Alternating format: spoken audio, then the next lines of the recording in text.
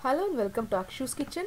Today we will see how to prepare Puliyodharai or Puliyogare, that is tamarind rice, for which we will need the following ingredients to serve approximately 2 people.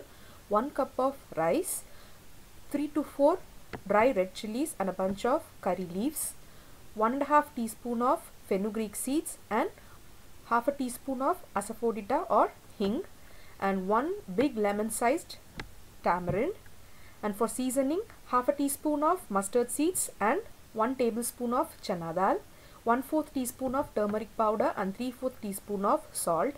Finally, sesame oil or gingerly oil. This gives good flavor to the tamarind rice than the usual oil. So first I am going to cook the rice until it is 90% done. Do not fully cook it or overcook it. Just cook until 85 to 90% done, so that the rice does not stick to each other, and drain it and keep it aside. And I'm going to soak the tamarind in half a cup of warm water. Let it rest for about 10 to 15 minutes, after which we can squeeze out the tamarind juice. Next I'm going to dry roast the 1.5 teaspoon of fenugreek seeds in a pan and roast it until it gets heated up and turns little golden brown in color. Take care not to burn them. So we are going to grind this into a fine powder. So to ease that process I am going to roast it so that it also give a good flavor. So now it's done. I'm going to allow it to cool down to room temperature. So in the same pan I'm also going to roast the asafoetida powder, that is the hing, just for a few seconds, and take that also out and keep it aside.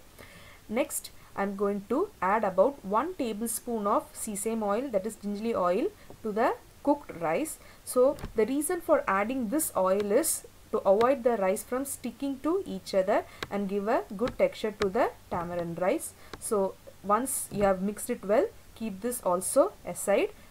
Next we are going to prepare the tamarind juice. So we have already soaked the tamarind in half cup of water. Now just squeeze it well and take the tamarind juice, and you can discard the soaked pulp. Next in a mixer I am going to grind the roasted fenugreek seeds. It has cooled down now and fenugreek powder is ready. So keep this aside. Next in a pan I am going to add about 2 tablespoons of sesame oil, that is gingerly oil.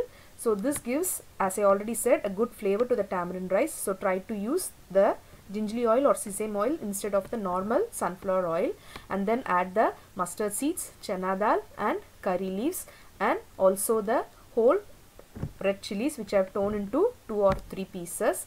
And to this I am going to add the tamarind juice. I am going to run it through a strainer so that I can avoid the impurities or any pulp remaining in it, and I can just use the juice in it. Finally add all the spices, that is the turmeric powder, salt, roasted asafoetida and also the roasted and ground fenugreek seeds, and now mix it all together. So you should have a thick consistency like this. In case you have a dilute tamarind juice, and if it is dilute, allow it to thicken for about a minute or 2, and after it thickens add the boiled rice and mix it all together so that the rice gets mixed well with all the spices added. And now tamarind rice or Puliyodharai is ready. This is a very famous South Indian dish. It is very simple to prepare, ready in minutes, and you can enjoy it with just chips or appalam. Try it and you will really like it. Thank you for watching Akshu's Kitchen.